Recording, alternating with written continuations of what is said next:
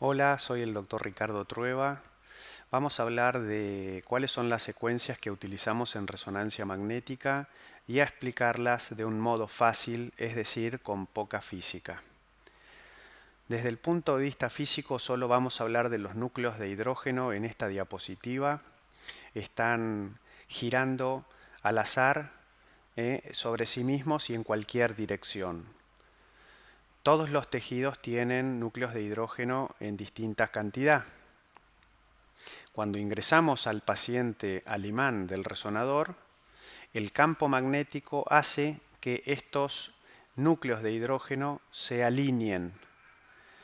Las ondas de frecuencia electromagnéticas van a desalinear estos núcleos de hidrógeno y ellos solos, cuando se los deja de estimular, van a volver a esta orientación que tienen en el campo magnético.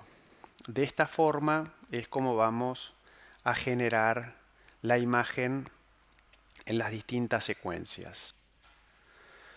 El hecho de que unos tejidos aparezcan blancos y otros negros dependerá de la cantidad de núcleos de hidrógeno que posee ese tejido.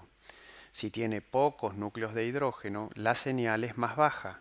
Eso ocurre en los tendones, en los ligamentos o en la cortical ósea. Los tejidos que tienen más señal son los que tienen más hidrógeno, como el agua, la grasa, el músculo. Una vez estimulados los núcleos de hidrógeno cuando le aplicamos el pulso de radiofrecuencia, deben desprenderse de esa energía y volver al equilibrio. Hay una gran diferencia entre unos tejidos y otros debido a cómo están organizados los núcleos de hidrógeno en cada tejido. Esa vuelta a la normalidad puede tardar más o menos tiempo. En un tejido graso será diferente que en el líquido cefalorraquídeo. El tiempo que transcurre entre el envío del pulso de radiofrecuencia y la recuperación de la magnetización dentro del campo del resonador es lo que se denomina tiempo de relajación T1. El tiempo de relajación T2 es el tiempo que tardan los espines en desfasarse inicialmente cuando enviamos el pulso de radiofrecuencia. La diferencia entre blanco y negro en las secuencias es por estimular a los núcleos de hidrógeno y detectar las diferencias en los tiempos de relajación de los distintos tejidos. En las secuencias potenciadas en T1 son secuencias más anatómicas, el líquido aparece negro, y las secuencias potenciadas en T2 detectan mejor las patologías, pues el líquido aparece blanco. Y como casi todos los procesos patológicos acumulan agua, van a aparecer como hiperintensos, o sea, blancos en secuencias T2. ¿Qué es el TR y el TE? Son parámetros para configurar a las secuencias de resonancia magnética. TR es el tiempo de repetición y es el tiempo que existe entre un pulso de radiofrecuencia y otro pulso. El TE es el tiempo de eco y es el tiempo desde que se aplica el pulso de radiofrecuencia hasta el pico de señal que recibe la antena. Recuerden que el T1 tiene 3 dígitos en el TR. El T2 va a tener 4 dígitos en el TR. Y que la densidad protónica tiene un TR mayor a T1, es un TR más parecido a un T2, pero un TE más bajo que el T2, más parecido a un T1. Es una secuencia intermedia. Y acá vemos un ejemplo de una foto de una resonancia magnética donde se ven los parámetros que podemos configurar cuando estamos viendo el examen de poder verlos o no. Cuando los veamos, busquemos TR y TE. Un TR de 3 dígitos corresponde a un T1. Y acá vemos una secuencia T1 de un corte axial de cerebro y un corte coronal de un tobillo. Podemos no poner ningún parámetro, como en este ejemplo, pero vemos que el tejido adiposo es hiperintenso y que el líquido cefalorraquídeo es hipointenso, o sea, tiene baja señal. Y esto correspondería a una imagen de T1 en el encéfalo. En cambio, en músculo esquelético, en este ejemplo les dejé los parámetros para que vean que tiene, acá no aclaran ITR y TE, pero se ve que el primer número correspondería al TR y tiene 3 dígitos, dice 400, y el TE dice 8. Las secuencias en T1 dijimos que tienen un TR de 3 dígitos, normalmente es un TR que tiene menos de 500 milisegundos, y un TE de menos de 60. Así que esos son los parámetros que tienen las secuencias T1. Otro ejemplo, un T1 coronal a nivel de una rodilla.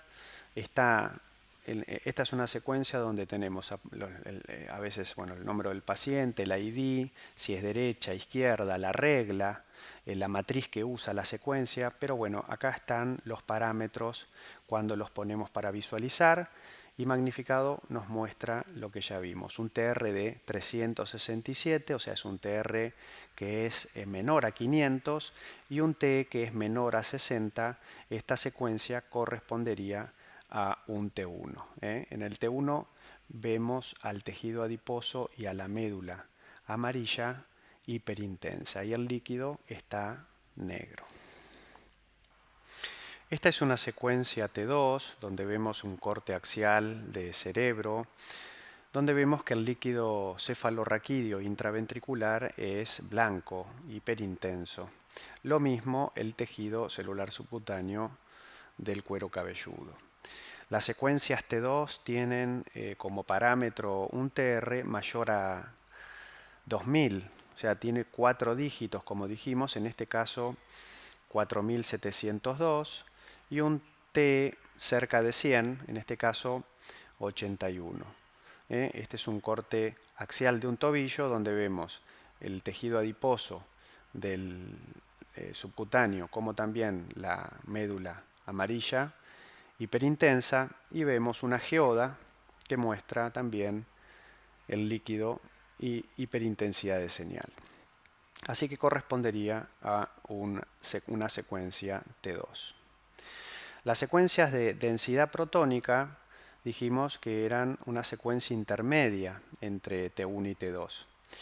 Tienen un TR mayor de 2000, que eso es característico de las secuencias T2, pero acá tiene un TR de 2060 y tiene un TE de 34, más cercano a un TE del T1 que del T2. Entonces es una combinación de ambas. El tejido adiposo, no solo de la médula ósea, sino del tejido subcutáneo, es hiperintenso, pero el líquido también es hiperintenso. Es una secuencia muy utilizada en músculo esquelético porque tiene una delimitación anatómica muy buena, característica de las secuencias T1, pero pone el líquido hiperintenso y eso nos ayuda a detectar patología. Fíjense cómo se ve muy bien en este caso el ligamento cruzado anterior. Otro tipo de secuencias que podemos emplear son las secuencias de inversión-recuperación, que consiste en el empleo de pulsos que invierten la magnetización. Esperamos a que estos tejidos recuperan el equilibrio y enviamos un pulso de radiofrecuencia en el momento en que el tejido que queremos anular, por ejemplo, la grasa que recupera rápidamente, si le enviamos un pulso de radiofrecuencia, en ese momento la grasa aparecerá negra. Estas son las secuencias denominadas STIR. Pero en el sistema nervioso central, si anulamos la señal del agua, son las secuencias denominadas FLAIR. En este ejemplo vemos un corte axial en un FLAIR, que es una secuencia muy utilizada a nivel de las neuroimágenes, donde se observa perfectamente un corte axial donde tenemos el líquido intraventricular negro y vemos una gran hiperintensidad periventricular.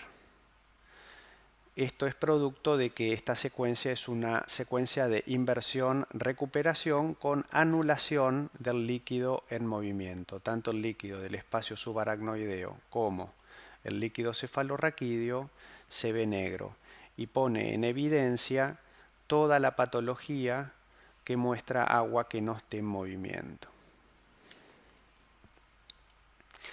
En músculo esquelético son las denominadas STIR. Así que en este ejemplo vemos un corte STIR sagital de rodilla, un corte axial y vemos la grasa tanto del tejido subcutáneo como de la médula ósea negra, hipointensa. A la secuencia se le agrega el tiempo de inversión.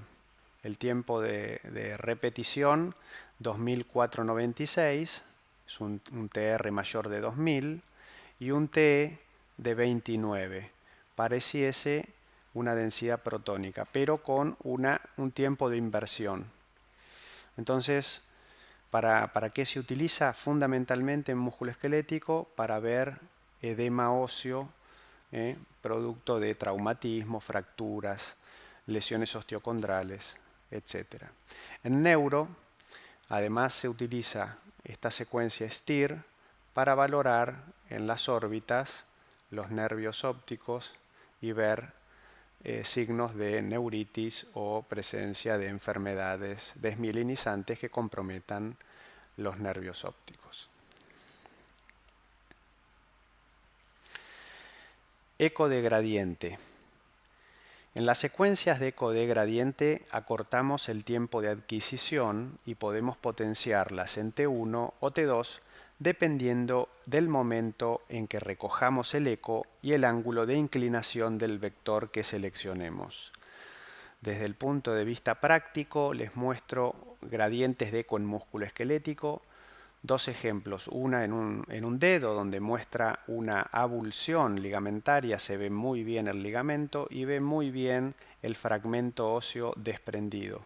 Son secuencias donde se ve muy acentuada la trabeculación y se ve muy bien la cortical y las estructuras tendinosas y ligamentarias, como también el cartílago. En este ejemplo de la derecha, el fibrocartílago triangular de la muñeca, el componente del disco central, y la inserción tanto sea en la estiloides cubital, en la fobia, como también a nivel del radio. Y miren muy bien cómo se ve el cartílago hialino.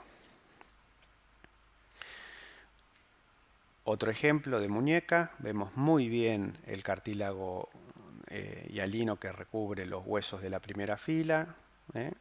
Vemos muy bien el fibrocartílago triangular y la inserción. Fíjense que da toda esta imagen de trabeculación ósea en músculo esquelético y eso es característico de las secuencias de gradiente.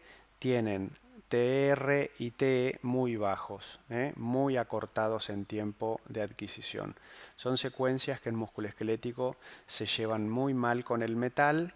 No habría que hacerlas en pacientes que tengan prótesis o implantes. En neuro son secuencias que muestran muy bien la presencia de sangre, pequeños focos de sangrado, en este caso de cavernomatosis o en este otro de angiopatía amiloide. Pone muy negro el hueso, la cortical, y ven muy bien pequeños focos de microsangrado. Otro eco de gradiente que se utiliza es la secuencia en fase y fuera de fase. Son secuencias de eco de gradiente y que se basan en la propiedad que es la diferente frecuencia de los protones en el tejido graso y en el agua. Esto hace que el vector de magnetización en un voxel en el que coincidan agua y grasa se encuentren orientados en la misma dirección en fase, o en fase opuesta si obtenemos la imagen en este momento en aquellos voxeles donde coinciden agua y grasa se va a anular la señal. Es una secuencia muy utilizada en la resonancia de abdomen. Les muestro este corte axial en fase, donde se ve una lesión focal a nivel del hígado. Es un eco de gradiente T1, ya que el líquido cefalorraquídeo está negro, y cuando se hace la secuencia fuera de fase, se anula el tejido graso. Entonces nos confirma que este tejido corresponde a esteatosis focal.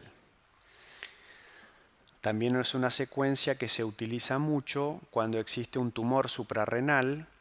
Los tumores suprarrenales benignos, como los adenomas, tienen tejido adiposo microscópico, y estas secuencias hacen que las suprarrenales con tumores benignos se pongan negros en la secuencia fuera de fase.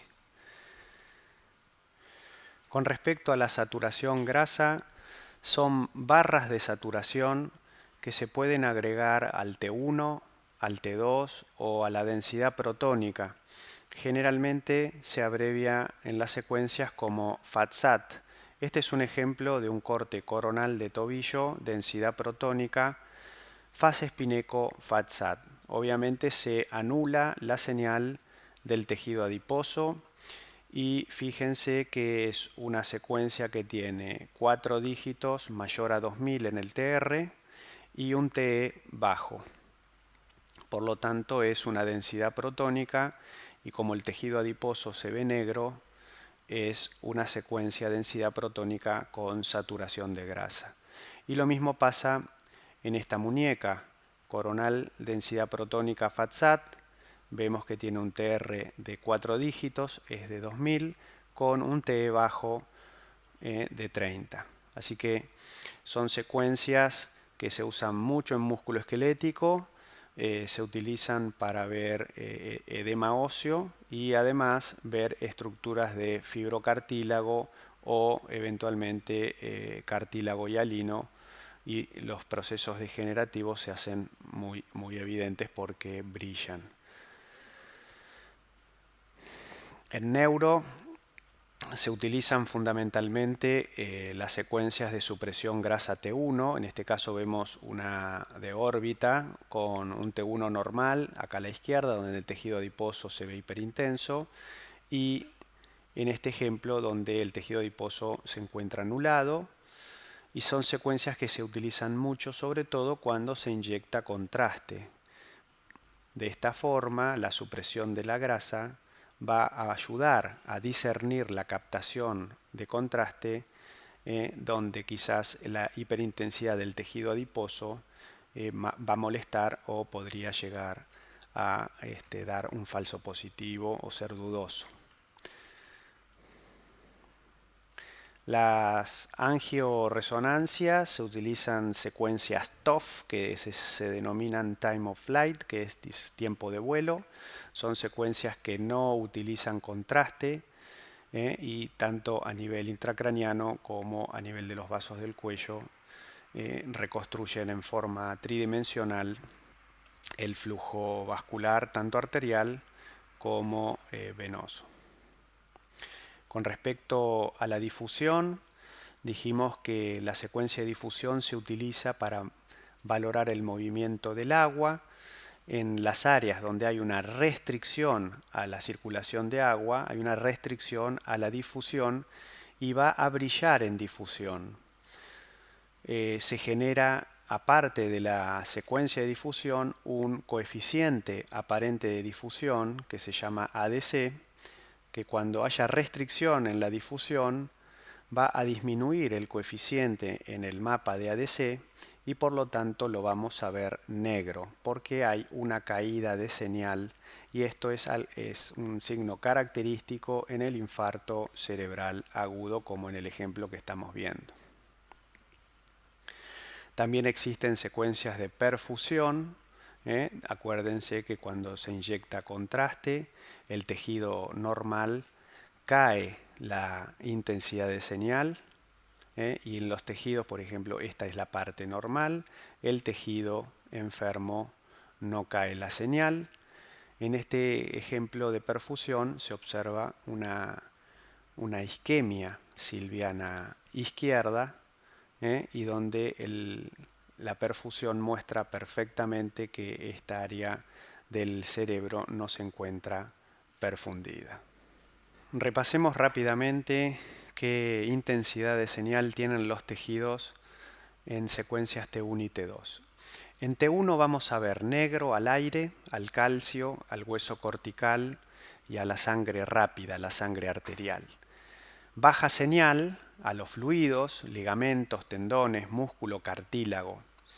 Señal intermedia, tejidos que tengan proteínas, alta concentración de proteínas, abscesos, quistes sinoviales, líquido sinovial.